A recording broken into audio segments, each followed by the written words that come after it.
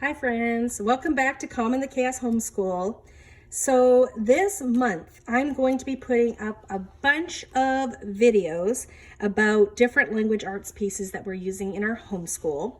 Today is going to be IEW's Fables, Myths, and Fairy Tale Writing Lessons, and that is meant for 3rd through 5th grade, and I'm using it for my 5th and 6th grader this year. If you want to see the other language arts that we are using this year, I do have 4 kids there in 5th, 6th, 7th, and 8th grade this year. However, I'll also be reviewing a writing program that is at a level 3 that I started with my boys last year. So they were in 4th and 5th grade last year, and we are continuing to use it kind of alongside this. It is very different from this. This is much more hands-on by the parent. The parent does need to lead it a lot more than this other one that I will be talking about. And so I kind of alternate between them depending on the week that we're having and how much involvement I can have with my kids as far as writing goes. So if you're interested in figuring out and learning about all our language arts resources, please do give this video a like and subscribe if you haven't already, and keep an eye out for the following videos that will be coming in the upcoming weeks. All right, so I have one of my children's student books and I have the teacher manual here. So I'm going to start with the teacher manual and just go through that a little bit here.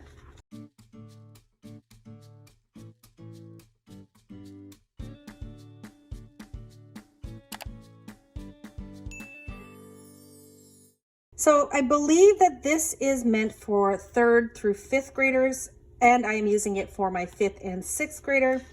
I will say it is a good reading level. It's not super tough reading for my boys. So being in 5th and 6th grade, they are both pretty good readers. However, writing level, this is appropriate, especially for my 6th grader. He does have dysgraphia, so it is a bit harder for him to write, and it's perfect for my 5th grader at this point. So I'm going to blur out this page here because it has information on how to get certain print-offs. But I'm just going to read it so I make sure I let you know. You will be able to get PDF downloads of suggested read-alouds, the Fables, Myth, and Fairy Tales writing tools. I'll show you that in a bit. I have printed that off. Some optional Fable, Myth, and Fairy Tale reproducible checklists. I will show you what those are as well. And then Fable, Myths, and Fairy Tales exemplars. So they show you what it should look like when you are looking at your students' work. So here is the table of contents. And so they go through these different steps. This is what they learn as they use this book. We have Unit 1, note making and outlines. So that's when you're learning how to use the keyword outline. I'll talk a bit more about that later. Most people who use IEW know what the keyword outline is. It is pretty key to what IEW is all about. Unit 2, writing from notes. So they start using the keyword outline to write. Unit 3, retelling narrative stories. Unit 4, summarizing a reference. Unit 5, writing from pictures. Unit 6, summarizing multiple references. Unit 7, inventive writing. Unit 8, formal essay models. And then there's some things in the appendix here. So here's just a bit for the teacher, an introduction to the writing lessons. And so we have just explaining the checklist, the teacher manual, teaching writing structure and style, and that is the CDs that they do recommend that you as the teacher watch before you teach this program. I do get a lot of people asking, I've heard a lot of people ask, do you have to watch those videos?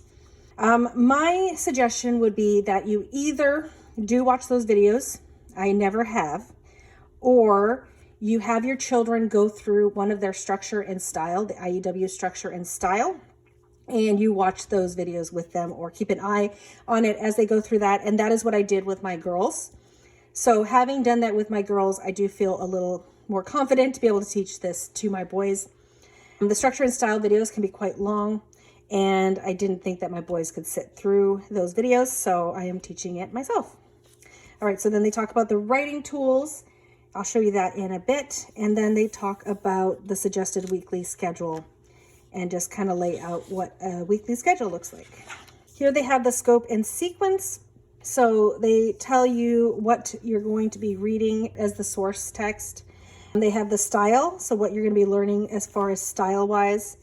So introduction to style, ly adverbs, who, which clauses, strong verb, banned words, say and said.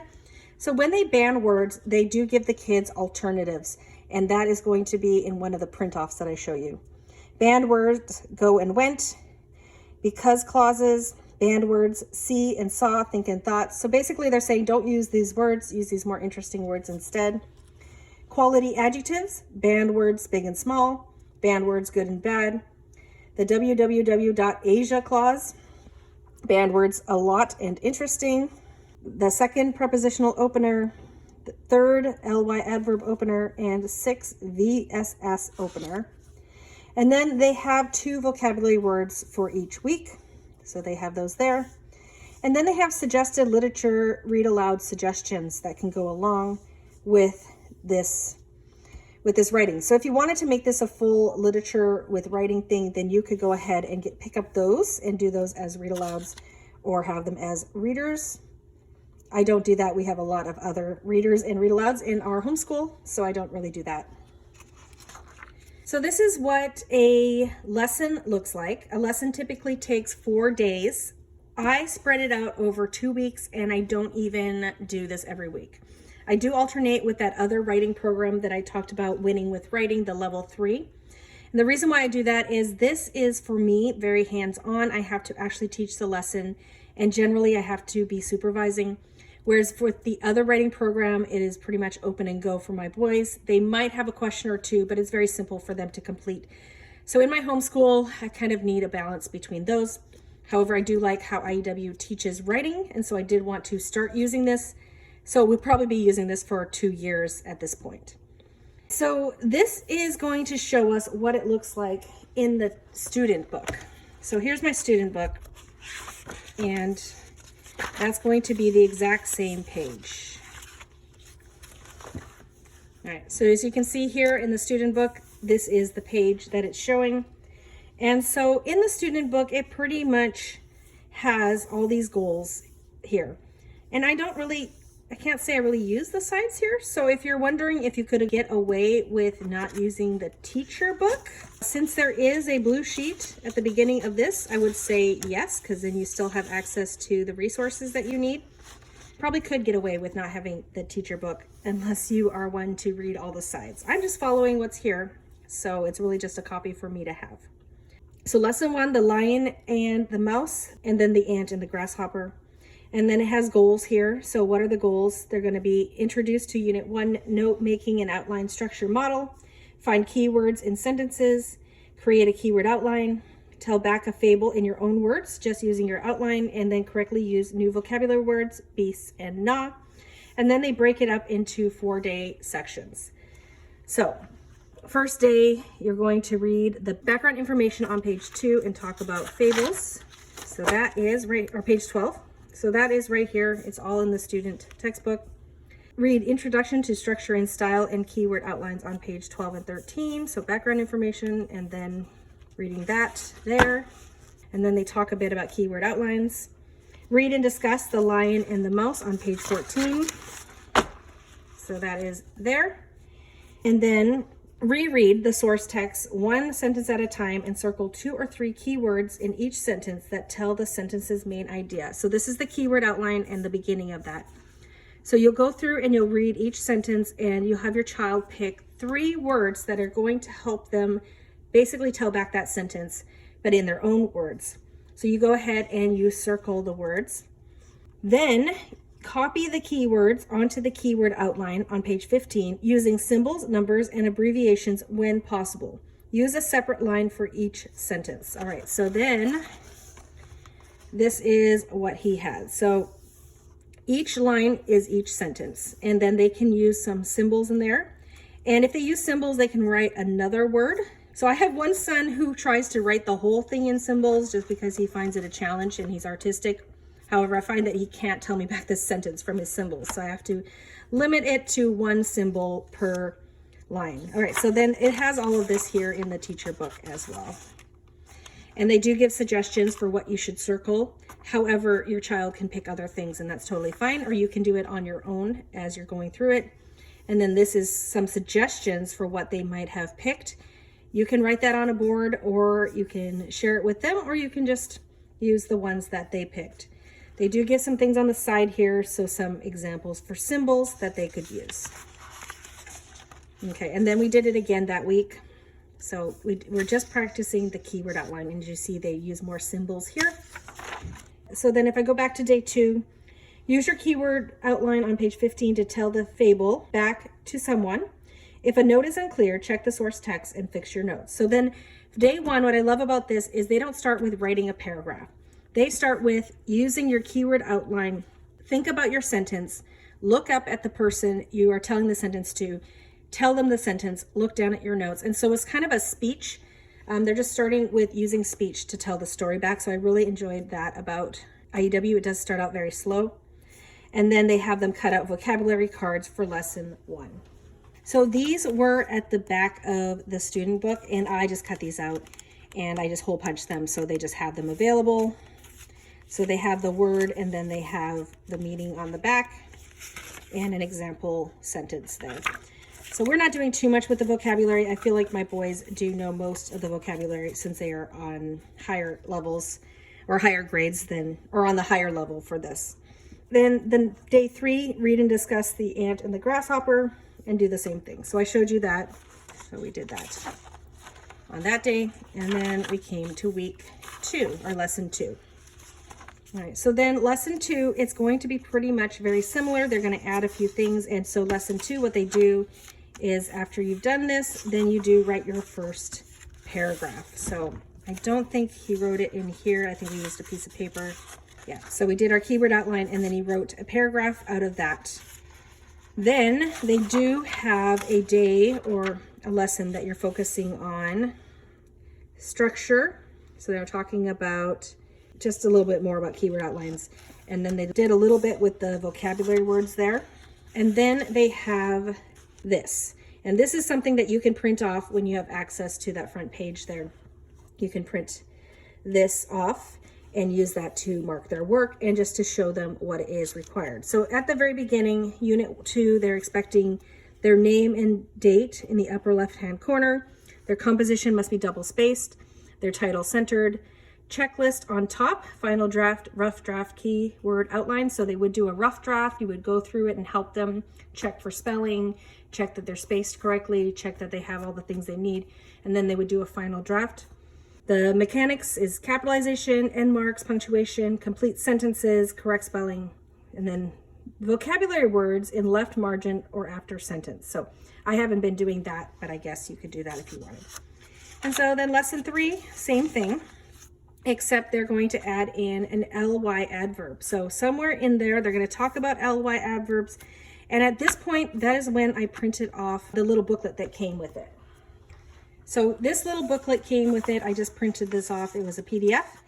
And in it, they have a list of ly adverbs.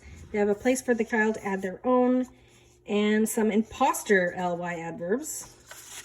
And then they have strong verbs, meaning say and said. So when they ban say and said, there's some words they could use instead. Strong verbs, meaning go and went or come and came. We have strong verbs, meaning get and got, see and look, eat and ate. Quality adjectives, meaning good. Quality adjectives, meaning bad. And adjectives, meaning interesting, big, a lot, small, etc. And then here we have notes on the prepositional sentence opener. So it does give you some help when you print that off. So then week 4, so actually that is where we're at here. Haven't gotten too far. We did get this book late in the year, and like I said, we spend at least 2 weeks, and then sometimes I take weeks off. I just do this when I know I have time to sit with my boys. So then here's week 4. And the new thing would be a title, how to make a good title. Week 5. The new thing they're adding is adding a who, which clause. Week 6 was structure. Looks like story sequence chart. So they're starting something new, just practicing ly adverbs. So I just want to flip over to the back here and see what's going to be happening towards the end here. So let's see, there are how many lessons? All right, so there are 29 lessons. So here is what we should expect by the end of all this. So at this point, it says using 3 paragraphs you wrote in Unit 6 as your body paragraphs, you will write an introduction and conclusion to form a 5-paragraph essay. I'm just going to continue with that. So apparently you've written a 3-paragraph essay, and then you are going to be moving on to 5 paragraphs. Read the first 3 paragraphs you wrote in lessons 23, 24, 25 to refresh your memory of the topics. Read page 221, follow the instructions to create a keyword outline for the conclusion. Read pages 22 to 23, follow the instructions to create a keyword outline for the introduction. Test the outlines. So let's take a look at this. All right, so we have certain structure. We're adding introduction and conclusion. Okay, and so this is not a lesson on its own. Obviously, you need to go back and be doing this other lessons here, but that is a lot. That's a lot. It's going from basically 1 paragraph at the beginning of this book to completing a 5-paragraph essay. I'm assuming that is the only 5-paragraph essay that you write. I'm guessing that you do a lot of 3-paragraph essays, so that will be quite a lot. If we can get to the end of this within 2 years, that would be an accomplishment for us in our homeschool. So there's a lot in here. I would say some people do it in a year. Some kids are just much more into writing. And honestly, if your child isn't a creative writer, then they might not need IEW's program, because IEW is very structured step by step. And I've found that it really helps my struggling writers, the ones who really have a hard time coming up with the ideas and then dealing with all the pieces of writing, from spelling to vocabulary to sentence structure to actually physically writing it down. And as we go along, I will start to have my son do more typing, the one with dysgraphia. However, at this point, I feel like 1 paragraph is something very doable. Well, it should be doable at this point, but I have really enjoyed IEW for the improvement that I've seen, especially in my oldest, who used the IEW structure and style. She did the 1A structure and style and went from 1 paragraph to writing at least 3 paragraphs, and then even doing some free writing on her own, doing research on her own, and just writing a page about things that she was interested in using kind of the keyword outline structure. So it has worked well for my struggling students. My creative writers who don't struggle do not love IEW as much. I have a 7th grader who also did some of the structure and style over 2 years, and she found the lessons to be too slow for her. She just wants the information a lot quicker than Mr. Pudua was giving it. His lessons are very interactive. So if you have children who are social and like to kind of hang out with the classmates, that would be something to look at, the structure and style. So my oldest liked that because that's what she likes. My middle daughter did not like that. She'd rather just get on with business and get to the writing. And she doesn't need all this structure to do well with her writing. So those are the 2 different kinds of writers. If you have the kind that really struggle more, I do recommend the IEW structure and style. All right, so I hope that is helpful if you're considering this Fables, Myths, and Fairy Tales writing lessons by IEW. Please comment in the comment section below if you've used this program, if you've used IEW's program, if it worked for you, if it didn't work for you, why it worked for you, why it didn't work for you. We would love to hear more feedback, not just my feedback about this program. Thank you so much for coming today, and I hope you come back for my future curriculum flip-throughs and reviews. Bye, everybody.